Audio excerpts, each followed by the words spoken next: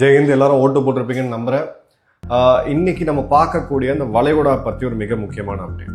3 முக்கியமான சம்பவம் நடந்திருக்கு 22ஆம் தேதி. நம்ம ஏற்கனவே ப்ரெடிக்ட் பண்ண மாதிரி இந்த போர் நிறுத்தத்துடைய காலக்கெடு முடிய இருந்துச்சு 22. அதை இப்போ ட்ரம்ப் எக்ஸ்டெண்ட் பண்ணியிருக்காரு. ஆனால் ஈரான் மீது போடப்பட்ட ஸ்ட்ரெயிட் ஆஃப் ஹார்மோஸ் பிளாக்கோட அவங்க இன்னும் நாங்கள் எடுக்கலை. அதே மாதிரி இந்த தடையினால $500 மில்லியன் அளவுக்கான இழப்பு ஈரானுக்கு ஏற்படுத்துது.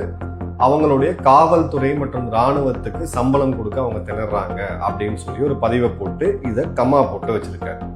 இன்னொரு பக்கம் அசீம் முனீர் 2 பேர்கிட்டையும் போய் மாறி மாறி கேட்டும் இந்த பேச்சுவார்த்தைக்கு ஈரானும் பாகிஸ்தானுக்கு வரல, அமெரிக்காவும் பாகிஸ்தானுக்கு வரல அப்படின்றது இதை எப்படி ஹெட்லைன் மேனேஜ் பண்ணலாம்னு சொல்லிட்டு பாகிஸ்தான் பிஸியா இருக்கு.